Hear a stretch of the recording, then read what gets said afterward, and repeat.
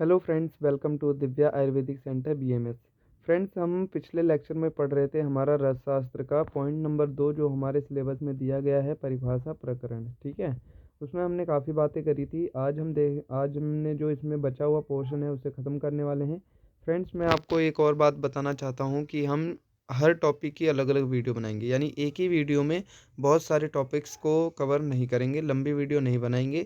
इसका फ़ायदा ये होगा कि अगर आपको कोई एक मेन पर्टिकुलर टॉपिक पढ़ना है तो उसके लिए आपको लंबी वीडियो देखनी नहीं पड़ेगी। जो टॉपिक आपको पढ़ना है सिर्फ उसी टॉपिक की वीडियो आप देखो, तो आपका टाइम सेविंग होगा। ठीक है, यानी एक छोटे से टॉपिक के लिए आपको कंप्लीट वीडियो लेक्चर नहीं देखना पड़ेगा। ठीक है, तो चलिए स्टार्ट करते हैं। मैंने आपको बताया था कि ये जो परिभाषा प्रकरण है मोस्ट इम्पोर्टेंट, बहुत ज़्यादा इम्पोर्टेंट है, क्योंकि ये आपके पूरे सब्जेक्ट में काम आने वाला है।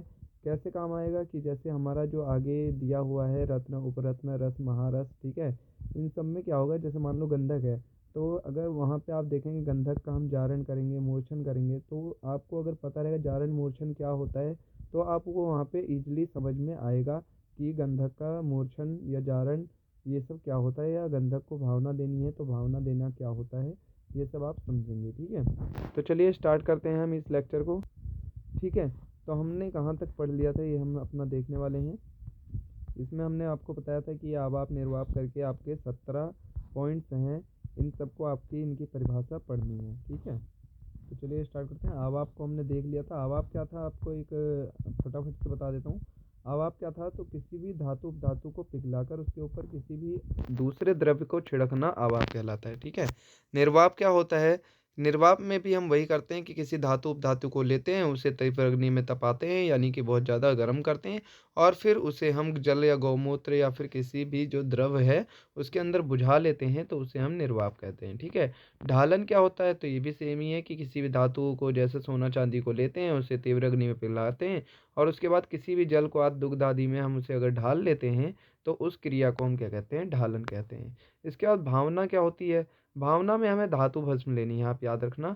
किसी भी औसत चूर्ण या धातु भस्म को लेते हैं, तो उसे हम किसी भी निर्दिष्ट द्रव, जैसे जल, क्वाथ, गोमूत्र, कोई भी अगर जो निर्दिष्ट द्रव्य है उसको लेकर उसके साथ पीस कर और फिर उसे सुखा लेना ही क्या कहलाता है, भावना। ठीक है, इसके बाद मैंने आपको बताया था जारण क्या होता है, तो जारण होता है जीर्ण करना, यानी कि किसी भी, जैसे पारद है, पारद में स्वर्ण आदि जो धातुएं हैं उनको अगर हम जीर्ण करा दें तो उसे जारण कहते हैं। जीर्ण मतलब आप जानते हैं कि पचा लेना, यानी पारद में अगर हम किसी भी चीज़ को मिलाते हैं तो वो उसे अपने अंदर इतने अच्छी तरीके से पचा लेता है, यानी जीर्ण कर लेता है, कि उसे फिर आप अलग नहीं कर सकते। चाहे छान कर, गलाकर, किसी भी तरीके से आप पारद में से उस धातु को अलग नहीं कर सकते, तो इसको हम क्या कहते हैं, जारण। तो यहाँ तक हमने पढ़ लिया था। आज हम देखने वाले हैं मूर्छन क्या होता है। ठीक है, तो हम इसे फटाफट करते हैं, इसमें बहुत ज़्यादा दिमाग नहीं लगाना है, बहुत ज़्यादा इसको टाइम भी नहीं देना है। आपको इसे कम समय में फटाफट से कंप्लीट कर लेना है। बस एक बेसिक नॉलेज रखनी है कि जारण मतलब जीर्ण, बस इतना वर्ड याद रखिए। और ये याद रखिए कि जीर्ण मतलब हमें किसी भी चीज़ को, किसी भी धातु को पारद में इस तरह से मिलाना है कि वो उसे जीर्ण हो जाए। ठीक है, कि ताकि वो फिर अलग नहीं हो सकता, तो उसे हम क्या कहते हैं, जारण। इसके बाद मूर्छन क्या होता है, निर्दिष्ट द्रव्यों के साथ पारद को निर्दिष्ट समय तक मर्दन करने की क्रिया को मूर्छन कहते हैं। अब आपको अच्छे से याद रहेगा हमेशा ही, मूर्छन मतलब क्या होता है, मर्दन। मर्दन मतलब क्या होता है, जैसे ओखली में कूटते हैं ना, यानी मिलाते हैं खूब, ठीक है, उसी को हम क्या कहते हैं, मर्दन। यानी कि हम कोई भी द्रव्य लेते हैं, ठीक है, यानी कोई जो द्रव्य बताया गया है, कोई सा भी द्रव्य, जल, क्वाथ, कोई सा भी द्रव्य अगर निर्दिष्ट है उसे लेते हैं, और उसको पारद के साथ हम अच्छी तरह से मर्दन करते हैं एक निर्दिष्ट समय तक। जैसे 5 मिनट अगर बताया गया है तो 5 मिनट तक या किसी भी समय तक अगर हम उसका मर्दन करते हैं, तो उस क्रिया को हम क्या कहते हैं, मूर्छन कहते हैं। और इस मूर्छन का फ़ायदा क्या होता है, तो इससे पारद के जो मल दोष हैं वो दूर हो जाते हैं। ठीक है, इसके बाद हम देखेंगे शोधन क्या होता है, ये बहुत ही ज़्यादा इंपॉर्टेंट है। ठीक है, हम द्रवगुण या हर सब्जेक्ट में आपने शोधन वर्ड जरूर सुना होगा। तो यहाँ पर हम देखने वाले हैं कि शोधन होता क्या है। तो द्रव्य के दोष निवारण की प्रक्रिया को शोधन कहते हैं। हाँ, इससे मैं आपको एक वर्ड बता देता हूँ जिससे आपको शोधन वर्ड से आपको ये अच्छे से याद रहा करेगा। ठीक है, शोधन का एक वर्ड में बात करें तो शुद्धि, यानी किसी भी चीज़ को शुद्ध करने की जो क्रिया है उसी को हम क्या कहते हैं, शोधन। यानी द्रव्य के दोष निवारण की प्रक्रिया, यानी द्रव्य के जो दोष हैं उसको अगर हम हटा दें, उसके दोषों को निकाल दें, तो वो कैसा हो जाएगा, शुद्ध हो जाएगा। तो उस प्रक्रिया को हम क्या कहते हैं, शोधन। यानी कि किसी भी द्रव्य के मल या दोष को दूर करने के लिए बताई गई औषधियों के साथ मिलाकर मर्दन, ढालन, निर्वाप, आवाप कुछ भी करें आप, उसके द्वारा उन क्रियाओं की मदद के द्वारा आप अगर उसके दोषों को हटा देते हैं, दोष मुक्त कर देते हैं, तो वो चीज़ क्या हो जाती है, शुद्ध हो जाती है। और उसी मतलब शुद्ध करने की उसी प्रक्रिया को हम शोधन कहते हैं। ठीक है, तो ये आपका शोधन हो गया। इसके बाद हम बात करते हैं मारण क्या होता है। मारण बहुत इंपॉर्टेंट है, आप याद रखना सारे उपरत्न महारत्न, ठीक है, उपरस महारस ये जितने भी हैं सबका आपको मारण जारण करना पड़ेगा। ठीक है, तो मारण क्या होता है। मारण होता है कि शोधित द्रव्य जैसे ताम्र, लोह, रत्न आदि को वनस्पतियों के स्वरस आदि से मर्दन कर अग्नि संयोग द्वारा भस्म बनाने की क्रिया को मारण कहते हैं। ठीक है, इसे भी याद करने का सबसे अच्छा तरीका है क्या है, मारण का मतलब होता है भस्मीकरण। ठीक है, यानी कि इसे भस्मीकरण भी कहते हैं। यानी किसी भी चीज़ का भस्म बनाना क्या कहलाता है, मारण। ठीक है, तो यानी कोई भी, सबसे पहले आपको कोई भी जिसका भी आपको भस्म बनाना है, जैसे कोई धातु है, आपको मान लो उस धातु का भस्म बनाना है, तो सबसे पहले आप क्या करो, उस धातु का शोधन करो जिससे उसकी शुद्धि हो जाए। शुद्धि होने के बाद उस धातु को वनस्पतियों के जो स्वरस आदि होते हैं उनके साथ लेकर मर्दन करो उस धातु को, और फिर मर्दन करने के बाद उसे अग्नि संयोग के द्वारा क्या करो, भस्म बना दो। इसी क्रिया को हम क्या कहते हैं, मारण कहते हैं। ठीक है, अब आगे बढ़ते हैं। अगला जो हमारा है वो है अमृतीकरण। अमृतीकरण क्या होता है, तो इसका जो शाब्दिक अर्थ है वो अमृत के समान गुणवान बनाना है। ठीक है, अमृतीकरण कुछ नहीं होता, जैसे मान लो कोई चीज़ है, उसको हमें मतलब उसके अंदर इतने अच्छे गुण ला दें कि वो अमृत के समान हो जाए, तो उसी को हम क्या कहते हैं, अमृतीकरण कहते हैं। अब देखना ये है कि किसी भी धातु या उपरस महारस में अगर हमें उसमें अमृत के समान गुण लाना है तो हमें उसका अमृतीकरण करना है। और अमृतीकरण करने के लिए हमें क्या क्या करना होगा, किस तरीके से हम उसके अंदर यानी किसी भी धातु के अंदर अच्छे गुण लाते हैं, तो उसको हम देखने वाले हैं। ठीक है, तो अमृतीकरण करने के लिए सबसे पहले आपको क्या करना होगा, मतलब धातुओं का शोधन करिए। उसके बाद धातुओं के शोधन करने के बाद उसमें का मारण की करिए। और मारण करने के बाद जो उसमें बचे हुए दोष हैं उनको दूर करने के लिए जो संस्कार किया जाता है उसे अमृतीकरण कहते हैं। यानी कि हम सबसे पहले शोधन शुद्धि कर ले रहे हैं, मारण भस्म बना ले रहे हैं, और उसके बाद भी अगर कुछ दोष रह गए हैं तो उनको दूर करने के लिए जितने भी हम क्रियाएं करेंगे वो सब क्या कहलाएंगी, अमृतीकरण। ठीक है, इसके आगे हम देखेंगे हमारा लोहितीकरण। अब देखते हैं लोहितीकरण क्या होता है। तो भस्म निर्माण एवं अमृतीकरण के पश्चात अक्सर भस्म का उत्तम रक्त वर्ण लोहित वर्ण प्राप्त नहीं होता, उसे फिर से एक क्रिया द्वारा संस्कारित कर उत्तम लोहित वर्ण में परिवर्तित करना ही लोहितीकरण कहलाता है।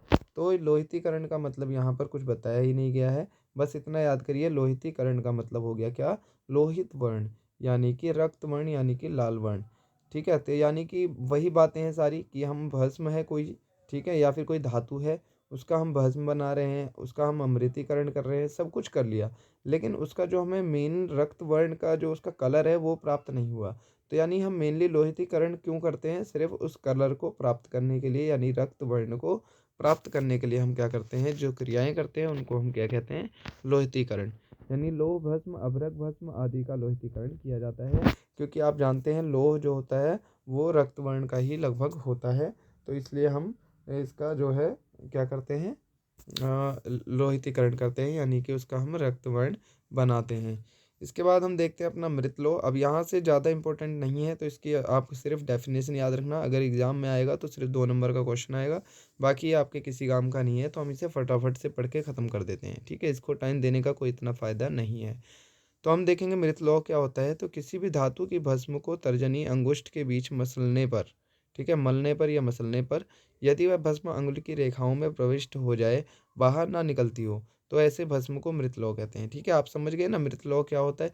यानी कि कोई भी भस्म लो, उसे अपने अंगुली और अंगूठी, ठीक है, अंगूठी कह रहा हूँ, अंगूठा, इन दोनों के बीच में रख के और खूब मसल दो। ठीक है, इसके बाद जो रेखाएं होती हैं अपने हाथ में, ठीक है, या फिर आप ये कह सकते हो कि आप अपने जैसे गादी बोलते हैं कहीं कहीं पे, ठीक है, तो उसमें लेकर आप अपने अंगूठे से मसल दो। अगर जो आपकी रेखाएं हैं उसमें वो भस्म घुस जाती है और फिर बाहर नहीं निकलती है, तो उसे हम मृतलोह कहते हैं। ठीक है, इसमें दिमाग नहीं लगाना है, आप ये डेफिनेशन बहुत अच्छे इजी वर्ड में लिखी हुई है, आप इसको बस याद कर लो, इसे समझने की भी इतनी ज़रूरत नहीं है। इसके बाद देखेंगे सत्वपातन क्या होता है। तो सत्वपातन का सीधा सीधा वर्ड है कि धातु का सार, ठीक है। यानी धातु का सार प्राप्त करने की जो विधि है उसी को हम क्या कहते हैं, सत्वपातन कहते हैं। यानी कि कोई भी धातु है उसका आप शोधन मारण सब कर लीजिए, ठीक है। तो वो करने के बाद जो उसका सार प्राप्त होगा वही सत्वपातन कहलाएगा। यानी कि सत्वपातन हम जारण मारण मूर्छन सब करने के बाद जो क्रियाएं हैं उनको करते हैं, किस लिए, उस धातु के सार को प्राप्त करने के लिए। तो उसे हम क्या कहते हैं, सत्वपातन कहते हैं। किसी भी धातु या उसके खनिज से उत्तम भस्म निर्माण करने के लिए उस धातु का सत्व यानी कि सार निकालने की क्रिया को सत्वपातन कहते हैं, ठीक है। अब हम देखेंगे, देखिए यहाँ पे 12 के बाद सीधा 17वां पॉइंट वारितर बताया गया है। इसके बाद बाकी का आगे आगे बताया गया है, ठीक है। 10 मिनट की वीडियो हो गई है, बहुत ज़्यादा लंबी हो रही है, आप इसे फटाफट से देख लीजिए।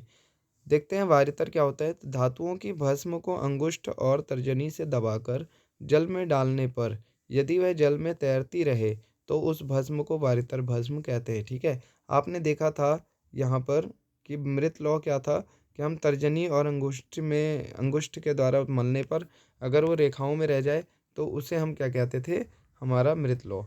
अब हम देख रहे हैं कि हमारा जो वारितर है वो क्या होता है। तो अगर हम धातुओं की भस्म को अंगुष्ठ और तर्जनी से दबा दें और फिर उसे जल में जब डालें, अगर वो जल के ऊपर तैरती रहे, आपको आप पता ही है तर्जनी और अंगुष्ठ में जब हम उसे दबाएंगे तो वो एक टिकिया की तरह बन जाएगी। और फिर अगर हम उसे जल में डालें तो वो उस पर अगर तैरती रहे, ठीक है, तो उस भस्म को क्या कहते हैं, वारितर कहते हैं। और यह एक उत्तम भस्म का एक प्रमुख लक्षण भी है। यानी अगर हमें किसी भस्म को देखकर अगर ये पता लगाना हो कि वो उत्तम है या नहीं, तो हम ये इस विधि से पता लगा सकते हैं। अगर वो वारितर है तो वो एक उत्तम भस्म है, ठीक है। इसके बाद देखेंगे द्रुति क्या होता है। तो विशिष्ट औषधियों के संयोग एवं तीव्र अग्नि से जब कोई धातु अथवा खनिज अपनी ठोसावस्था को त्याग कर द्रवीभूत हो जाए एवं सामान्य तापमान पर भी द्रव रूप में बना रहे, तब उस अवस्था को उस पदार्थ की द्रुति कहा जाता है। द्रुति अब समझ गए क्या होता है। द्रुति बस ये होता है कि अगर कोई भी औषधि है, ठीक है, यानी कि कोई भी औषधि या कोई भी धातु है उसे हम एक विशिष्ट औषधि के साथ मिलाकर अगर तीव्र अग्नि पर उसे हम तपा दें तो वो जल रूप में बन जाएगा, यानी कि पिघल जाएगा, ठीक है। तो अगर वो अपनी ठोसावस्था को छोड़ के जल रूप में बन जाता है, द्रवीभूत हो जाता है, द्रव बन जाता है, तो अगर हम उसे अब वहाँ से उतार भी दें और नॉर्मल तापमान पे भी रखें तो भी अगर वो अपने द्रव रूप में बना रहता है तो उस अवस्था को उस पदार्थ की क्या कहा जाता है, द्रुति कहा जाता है। द्रुति के लक्षण क्या होते हैं वो देखें। तो पात्र में ना लगना, द्रव रूप में रहना, चमकदार होना और मूल पदार्थ से हल्का होना, ये सब द्रुति के लक्षण है। यानी जब वो ठोस अवस्था में था तब वो उसका जो वजन था, अब द्रव रूप में उसका वो वजन ना रहना, उससे हल्का हो जाना ही द्रुति का लक्षण है, ठीक है। इसके बाद हम देखेंगे आपुनर्भव क्या होता है। तो किसी धातु भस्म को मित्र पंचक के साथ मिलाकर दमन करने के उपरांत यदि उस भस्म में कोई परिवर्तन ना हो, अर्थात वह अपने मूल धातु में परिवर्तित ना हो, तो उस पुनर्भव मतलब उसे अपुनर्भव भस्म कहते हैं, ठीक है। अपुनर्भव यानी कि पुनर्भव का मतलब क्या होता है, दोबारा जन्म कह सकते हैं, ठीक है। तो अपुनर्भव मतलब जिसका दोबारा से जन्म ना हो सके, यानी जो एक अपने अगर मूल जो है वो उसको अगर त्याग कर दे तो दोबारा अपने उसी रूप में ना आ सके, तो उसे अपुनर्भव कहते हैं। यानी कि किसी धातु भस्म को हम लेते हैं, उसे मित्र पंचक के साथ मिलाते हैं और फिर मिलाने के बाद उसे धमन करते हैं, यानी अग्नि के थ्रू हम उसका क्या करते हैं, वो करते हैं, मतलब हम उसका अग्नि में मिलाकर भस्म बनाने की कोशिश करते हैं, ठीक है। लेकिन उस भस्म में कोई परिवर्तन नहीं होता, यानी वो अपना जो मूल धातु है उसी में ही परिवर्तित ना हो, यानी कि उसका किसी और धातु में परिवर्तित ना हो, चेंज ना आए उसमें कोई, तो उसे हम क्या कहते हैं, अपुनर्भव कहते हैं, ठीक है। इसके बाद देखेंगे निरुक्त। किसी धातु भस्म को रजत के साथ मिलाकर धमन करने के उपरांत यदि उस भस्म का कोई भी अंश रजत में ना मिले, अर्थात रजत का वजन ना बढ़े, तो उस धातु भस्म को निरुक्त भस्म कहते हैं, ठीक है। तो यहाँ पे निरुक्त का मतलब क्या हो गया कि हम किसी भी धातु भस्म को लेते हैं, उसे रजत के साथ मिलाते हैं और फिर से उसे दमन करते हैं, ठीक है। यानी दमन करने के बाद अगर उस भस्म का कोई भी अंश रजत में नहीं मिलता है, ठीक है, यानी कि अलग अलग रहते हैं दोनों, तो यानी कि रजत का वजन भी नहीं बढ़ता क्योंकि उसमें कोई अंश मिला ही नहीं है उस भस्म का, तो ऐसी भस्म को हम क्या कहते हैं, निरुक्त भस्म कहते हैं, ठीक है। फिर ये भी एक प्रमुख लक्षण है उत्तम भस्म का, और जो अपुनर्भव था वो भी एक उत्तम भस्म का एक प्रमुख लक्षण था।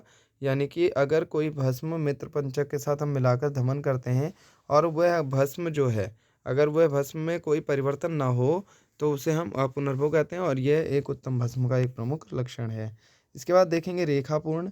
तो किसी भी धातु भस्म को तर्जनी और अंगुष्ठ से उठाकर रगड़ा जाए और वह भस्म अंगुलियों की रेखाओं में भर जाए तो उसे रेखापूर्ण भस्म कहते हैं। ठीक है, पहले हम क्या कर रहे थे, हम पहले कर रहे थे कि हम अंगुष्ठ और तर्जनी से उसे दबा रहे थे और फिर रेखाओं में भर जा रहा था। ठीक है, तो यहाँ पर भी वही है सेम कि हम यहाँ पर वहाँ तर्जनी में भर जा रहा था, यहाँ पे बस फ़र्क इतना है कि यहाँ पे जो उंगलियों की रेखाएं हैं उनमें भर जाता है।